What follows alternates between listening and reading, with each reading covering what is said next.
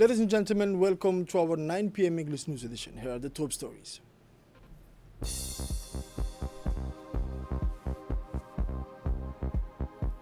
The head of state shares the first edition of the African Forum of Officials Journal.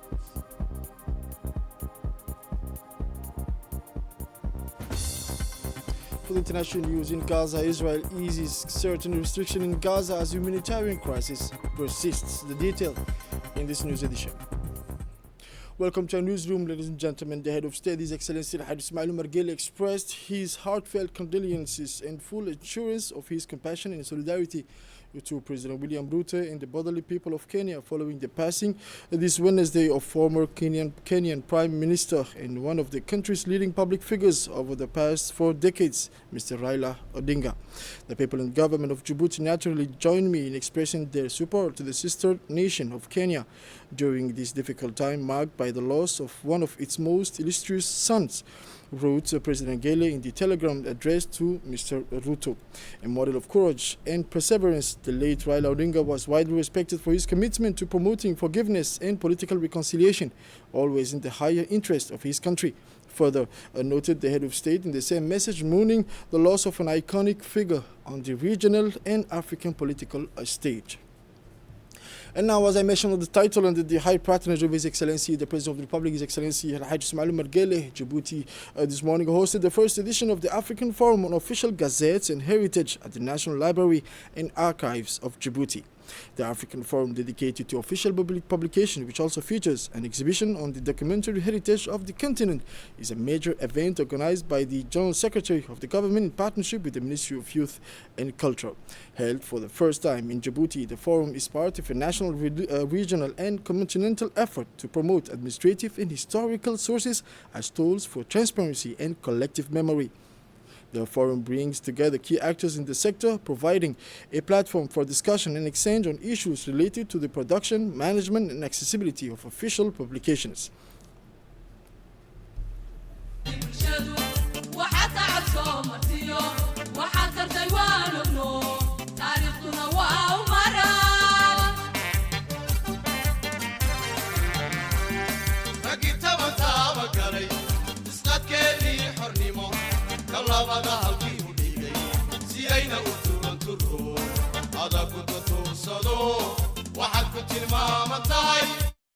The opening ceremony also offered an opportunity for several major national institutions to participate in the exhibition, highlighting the richness of Djibouti archives and historical documents, a valuable collective memory, a deeply rooted heritage, and a crucial foundation for safeguarding this documentary legacy, which serves as a driver of knowledge, social cohesion, and future development.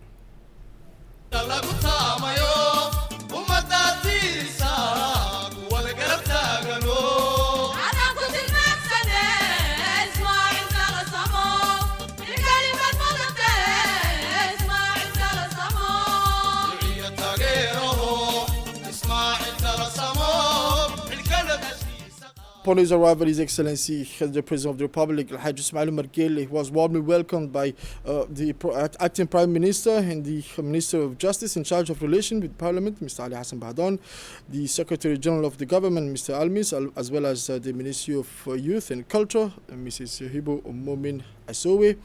The forum will run for 2 days and features a rich and diverse program, expert discussion, workshops, exhibition on the preservation of public archives, the digitalization of official gazettes, and the transmission of historical heritage in the digital age.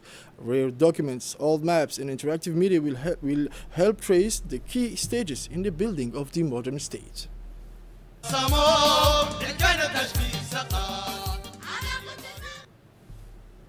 And now the President of the Republic, Al-Hajj Ismail Omar Guelleh, visited the various exhibition stands showcasing public archives, the digitization of official gazettes, rare documents, and multimedia displays highlighting key milestones in the history of our nation. Accompanied by the Secretary General of the Government, Mr. Almis, the head of state toured the exhibition areas, which reflect the country's commitment to preserving and modernizing its documentary resources. The President was able to observe firsthand the efforts made by various institutions across the country to safeguard the national heritage through the digitization and preservation of major events, important documents, periodical and essential public archives, all with the goal of ensuring both accessibility and longevity. geesiga wax garadkee geygiyo dadweynaha kuusha u horseede gaarsiiye nabado geela soo dhawow Abba soo dhawow geela soo dhawow Abba soo dhawow geesiga wax garadkee geygiyo dadweynaha kuusha u horseede gaarsiiye nabado geela soo dhawow Abba soo dhawow geela soo dhawow Abba soo dhawow gabyaqaan dalkiisiyo dalkiisaba gargaaro dariska u gurmanayo gaashaankii nabado geela soo dhawow Abba soo dhawow geela soo dhawow Abba soo dhawow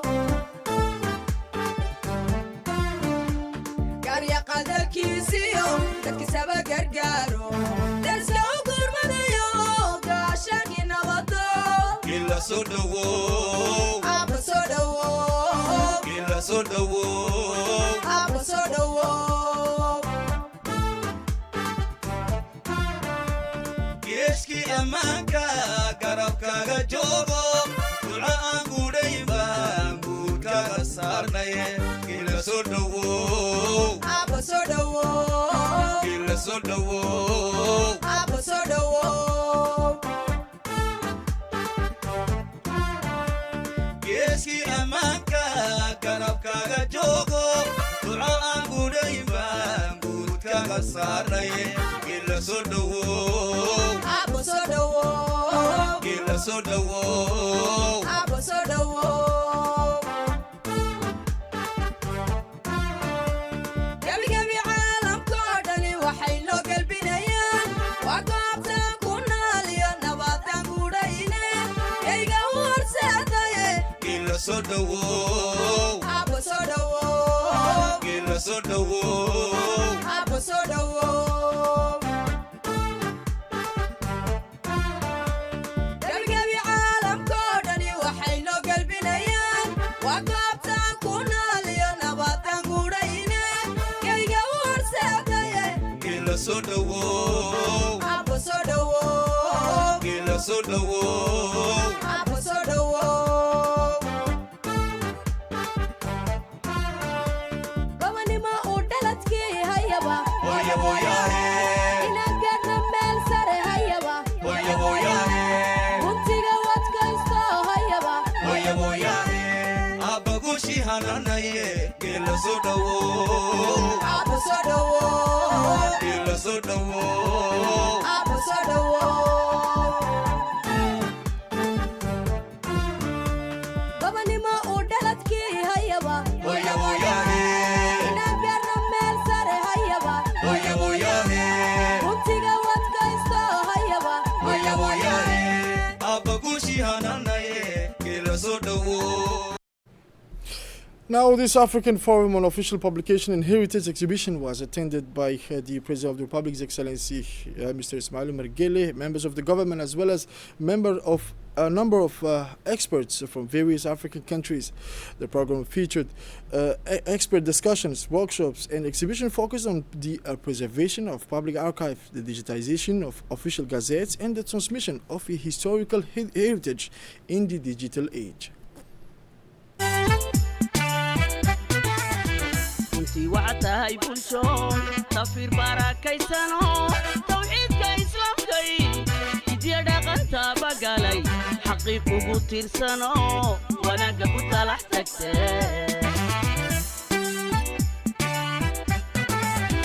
runtii waxaad tahay bulshoon tafiir baarakaysano tawxiidka islaamka iyo hidya dhaqanta bagalay xaqiiq ugu tiirsano wanaagga ku talax tagte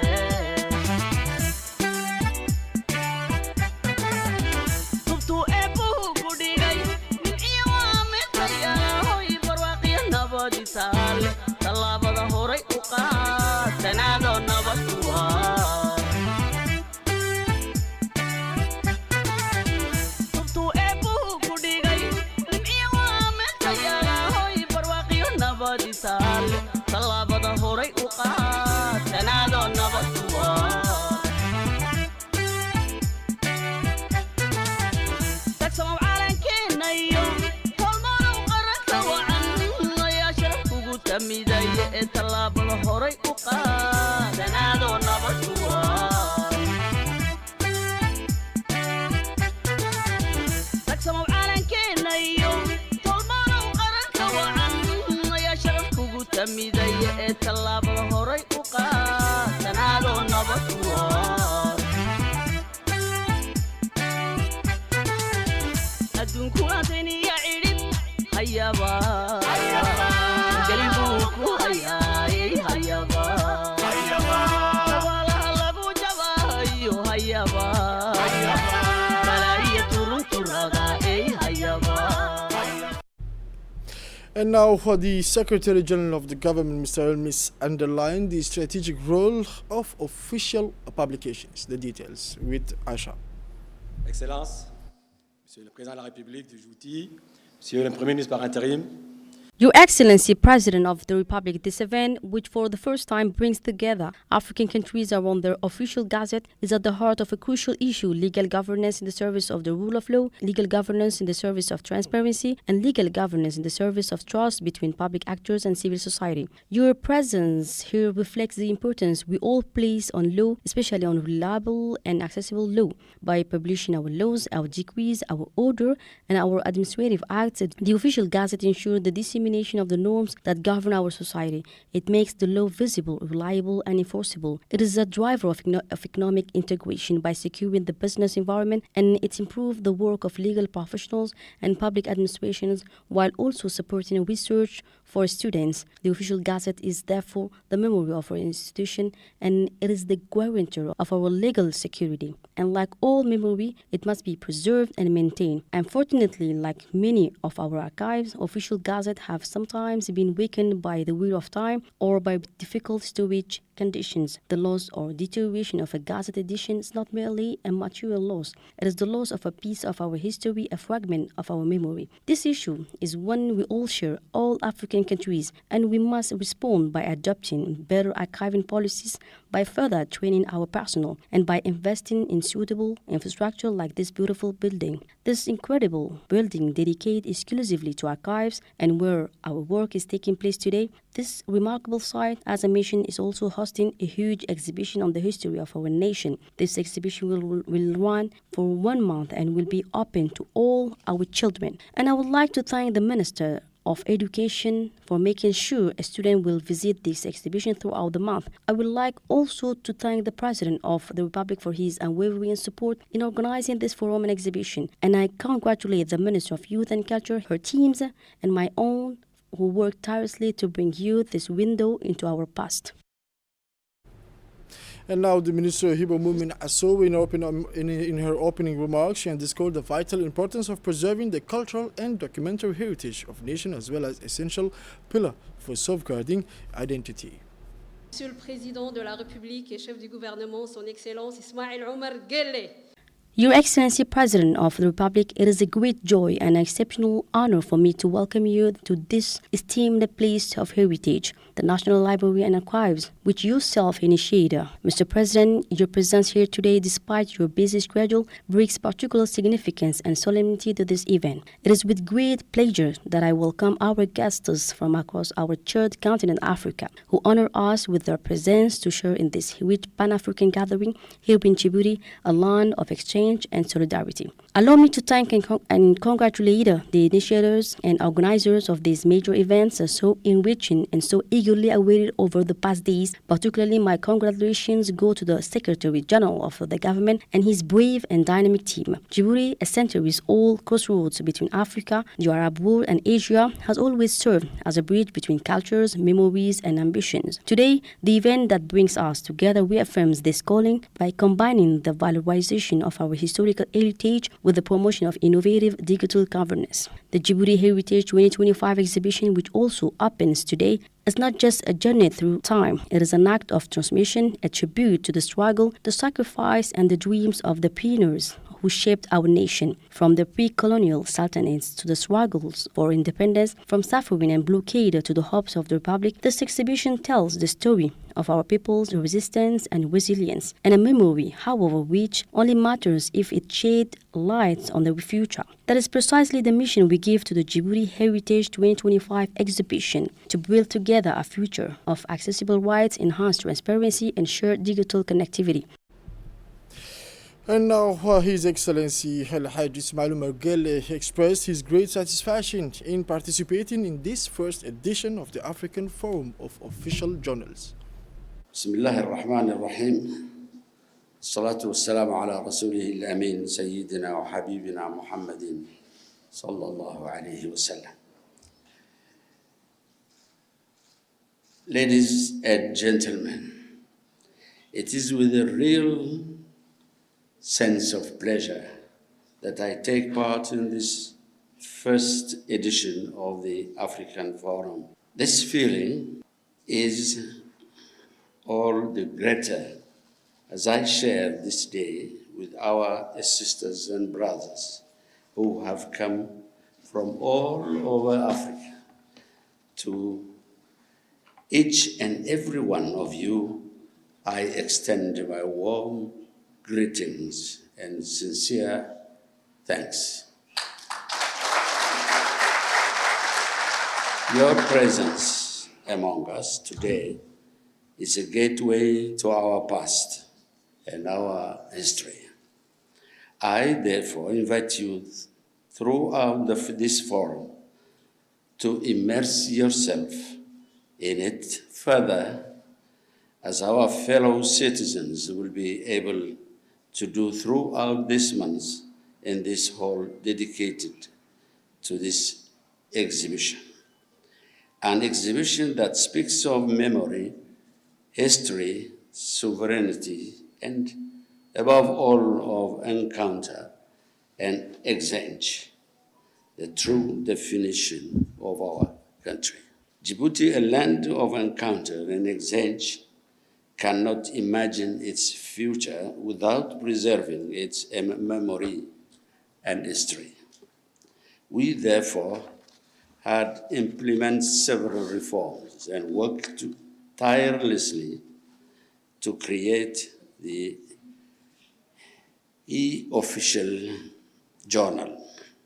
The objective was to raise awareness among citizens and decision makers alike that preserving our memory and documents is not a luxury, but an imperative necessity for consolidating our identity. The President El-Hajj Ismail Omar Guelleh also added, he noted that the official journal is for each African country an integral part of its history, a reflection of its collective memory, and the guarantor of its legal framework and sovereignty. However, for too long, the institutional memory of their states has remained confined and inaccessible. Official texts and documents have too often been out of reach for citizens, researchers, and policymakers alike. Despite Africa's rich history, traditions, and diverse heritage, the continent has struggled to fully preserve and share its institutional memory. Here, the President Ismail Omar Guelleh emphasized that the electronic official journal of the Republic of Djibouti guarantees every citizen not only direct and transparent access to current laws and regulations, but also to historical legal documents and texts. To date, 125 years of legal history have been digitized, and there are ambitious plans to extend this digital archive further back, including the periods of the successive sultanates that shaped the nation's identity. Furthermore, El-Hajj Ismail Omar Guelleh highlighted ongoing efforts to digitize legal announcement and build a comprehensive national database.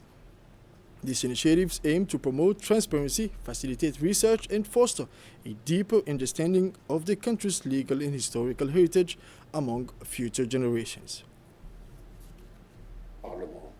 Il nous faut d'abord les respecter en améliorant la logistique, en protégeant la fiabilité des données, leur intégrité et en favorisant leur accessibilité dans l'espace numérique. Sur ce, je déclare ouvert le premier forum africain des journaux officiels.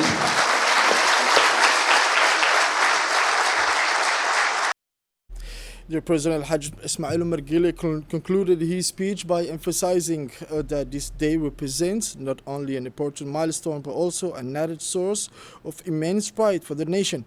He warmly welcomed the delegation representing 17 African countries, acknowledging the significance of their presence and their willingness to come together in Djibouti to explore and appreciate the strides that have been made. He highlighted that such a gathering is a testament to the growing spirit of unity and cooperation among African nations aimed at preserving their shared heritage and strengthening the foundations of transparency, governance, and collective memory. Furthermore, Ismail Omar Guelleh, the President of the Republic, expressed his hope that the knowledge exchanged and the relationships forged during this forum will serve as a catalyst for continued collaboration, innovation, and progress across the continent. By showcasing Djibouti's achievement in digitizing official publication and safeguarding historical archives, the head of state, Al-Hajj Ismail Omar Guelleh, underlined the country's commitment to modernizing public administration while respecting its cultural and historical legacy. halka ay ka dhaqaaqeen dadkii ka horreeyay waxa ay qabteen wax isa sita oo sidaa isku raacsan ayaa loo baahan yahay oon maantana halkan idinku marti qaadnay aad baad u mahadsantihiin wassalaamu calaykum waraxmatullahi. And now on the sidelines of the United Nations Food and Program Organization FAO World Food Forum, the delegation of the Republic of Djibouti led by His Excellency Prime Minister Abdulkader Kamil Mohammed signed a memorandum of understanding to implement a national aquaculture project in Obok region. This program is a structural project supported by the World Bank Group aiming to establish a marine park based on floating cages with goal of achieving an annual fish production of 18,000 tons across the 3 coastal sites. The project is modeled after the Norwegian system, featuring live fish transport vessels, automated feeding units, a processing plant in the free zone, and a marine hatchery in the Red Sea. The project aligned with the Primary Sector Master Plan 2026-35 and the National Plan for Agricultural Investment, Food Security and Nutrition, with the objective of reducing national food dependency by 30% by 2035. On the bilateral meeting with the International Fund for Agricultural Development, IFAD, discussions focused on financing projects related to renewable energy, solidarity cooperatives, enhancing resilience in rural areas, and poverty alleviation, with emphasis on supporting decentralization and additional programs for productive inclusion in line with Sustainable Development Goals. With the World Food Program WFP, the talks addresses Djibouti's strategic role as a regional humanitarian logistics hub and a platform for food distribution in effort to combat famine affecting over 300 million people, emphasizing strengthening social safety nets amid rising food insecurity. Now we'll listen to the representatives of the Norwegian company who emphasize the importance of sustainable practices. Magnus Mattison, and it's an honor to announce that we today have signed an MOU with the Minister of Fisheries of Djibouti and Agriculture, and in the presence of the Prime Minister of the country, to develop a large commercial fish farm for aquaculture in your country. And I'm very, very happy with this development, and I hope it will create a lot of jobs and a lot of healthy, locally produced food in form of fish in Djibouti. And now the Secretary General of the Ministry of Agriculture, Mr. Ibrahim, indicated that the implementation of this national aquaculture project represents a crucial step towards the sustainable economic development of Djibouti, emphasizing the importance of multi-sectoral cooperation between various government institutions, international partners, and local stakeholders. He also stressed the need to integrate new technologies and innovative practices to optimize production and ensure the sustainable management of marine resources. And now in a statement, the FAO representative in Djibouti explained that this year's World Food Day carries a distinctive slogan, hand in hand for better food and better future.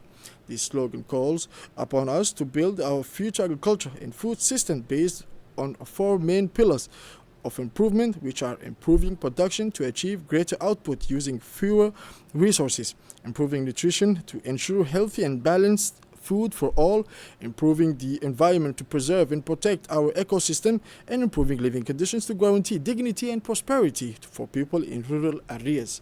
These 4 pillars embody our vision for a future that excludes no one in Djibouti.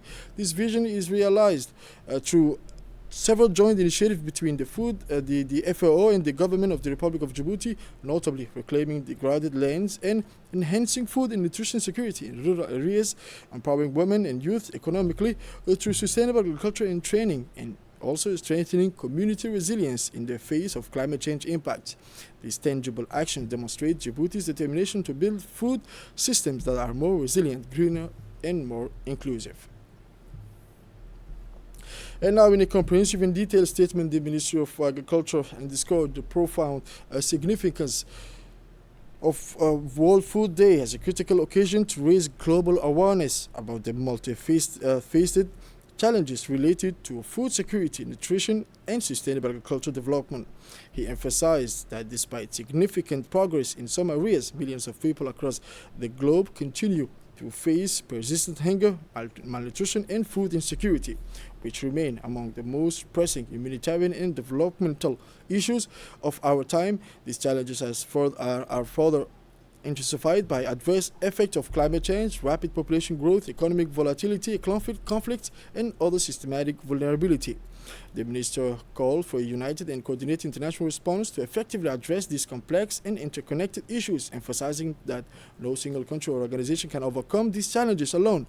He advocated for strengthened partnerships across government, private sector, civil society, and international institutions to foster innovative, inclusive, and sustainable solution. Furthermore, the minister elaborated on the pivotal role that technologically advancement, scientific research, and education play in modernizing agricultural systems. He emphasized empowering farmers, especially smallholders and rural communities, by providing them with access to knowledge, modern tools, and training that can improve crop yields, increase resilience to climate shocks, and promote economic empowerment. An official delegation from Djibouti led by the Minister of Economy and Finance, His Excellency Mr. Ilyas Musa Dawali, and Central Bank Governor Mr. Ahmed Osman Ali met in Washington with the Jihad Azur, Director of IMF's Middle East and Central Asia Department. This meeting aimed to strengthen cooperation between Djibouti and the IMF to support the country's economic development amid global challenges. Mr. Ilyas Musa Dawali highlighted the impact of regional instability, global supply disruption, and the food crisis, also the war in Ukraine, on Djibouti's economy, stressing the need for reforms to enhance resilience and sustainable growth. And now the Minister of Transport and Equipment received in his office General Khalid Ali Mohammed Salah, Commander of the Yemeni Coast Guard. The meeting took place in the presence of Colonel Ais Omar Baghare, Commander of the Djiboutian Coast Guard. The discussion focused on several matters of mutual interest, particularly strategies and means to strengthen regional cooperation between maritime forces. They also addressed the action to ensure security and stability in the Red Sea and the Gulf of Aden, strategic areas for international trade. This dialogue aims to consolidate joint efforts against threats such as piracy, illicit trafficking, and other maritime security challenges affecting the region. Both parties reaffirmed their commitment to continue close collaboration to guarantee a safe, stable maritime environment for all the neighboring countries. And now this visit held within the framework of Regional Brotherhood and Cooperation provided an opportunity to deeply discuss the shared challenges faced by countries bordering the Red Sea, Bab el-Mandeb Strait, and the Gulf of Aden.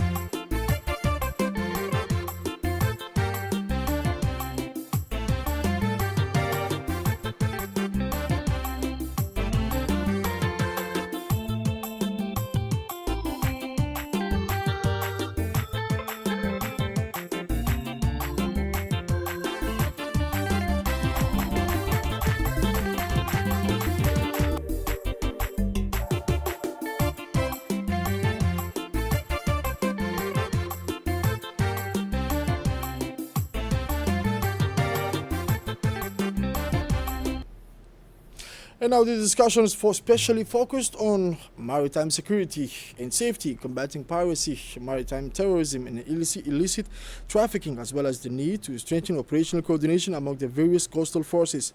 The three leaders emphasized the importance of regional cooperation in maintaining maritime stability and renewed their commitment to continue and intensify joint efforts to make the strategic area safe and prosperous. This meeting reflects the ongoing cooperation and friendship between the Djiboutian Coast Guard and its regional counterparts, once again highlighting Djibouti's pivotal role as a key player in maritime security in the Red Sea and Gulf of Aden corridor.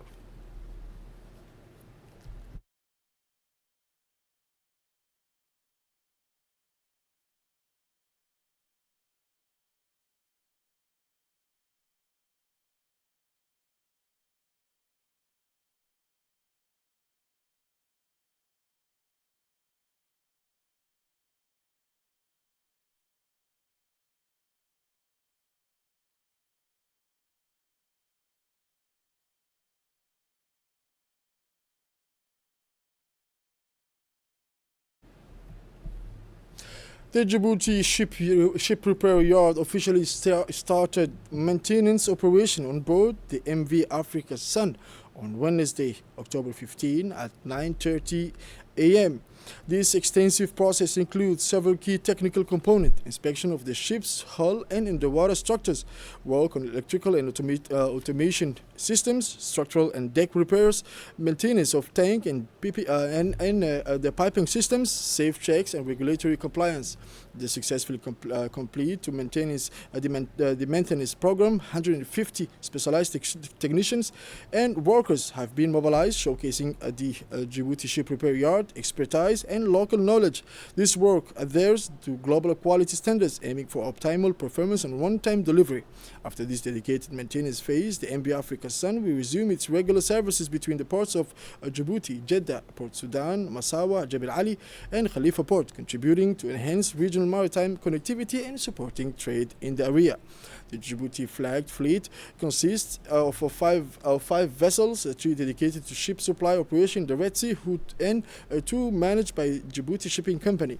The Djibouti ship repair yard is a true national pride, known as the largest ship repair facility in the Red Sea and East Africa. It is the first facility of its kind in the region with such a technical and logistical capacity, reinforcing Djibouti's strategic position as a leading maritime hub.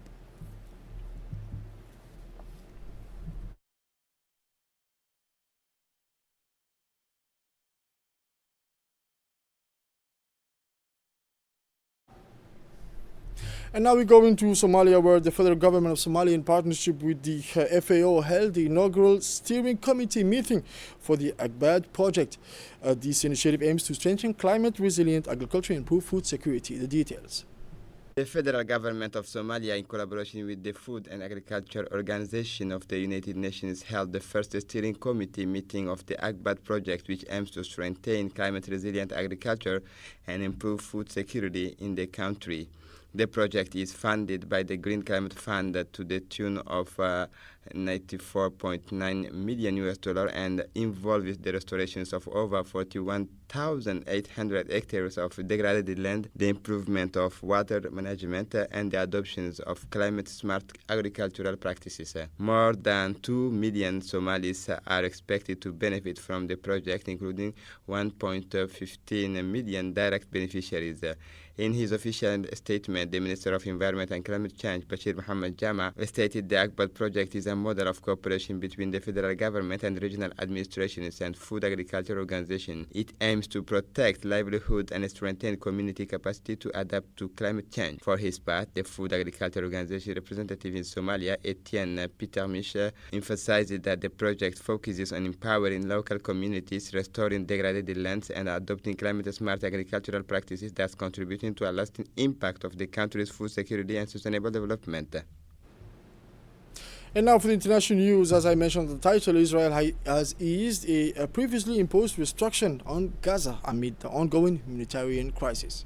Israel reopens Rafah crossing and allows 600 trucks of humanitarian aid into Gaza. According to Israeli public broadcasters, the Israeli government decided on Wednesday to open the Rafah crossing linking the Gaza Strip to Egypt and allow 600 trucks of humanitarian aid into the territory. This decision comes after the return to Israel of the remains of 4 Israeli hostages. Initially, Tel Aviv had planned to maintain the closure of the crossing in response to the alleged refusal of the Palestinian resistance movement Hamas to return the remains of the other hostages. However, the government ultimately abandoned punitive measures against the Palestinian resistance movement, including halving the number of trucks allowed to enter Gaza. Israeli security sources cited by Maariv and Haaretz indicated that the agreement between Israel and Hamas did not specify the exact number of bodies to be handed over, and that Israel did not expect it to receive only 4 remains. U.S. President Donald Trump's plan to end the war in Gaza called for the Rafah crossing to reopen this Wednesday after the hostages' bodies were handed over. However, the agreement cited technical difficulties related to the recovery of the remains.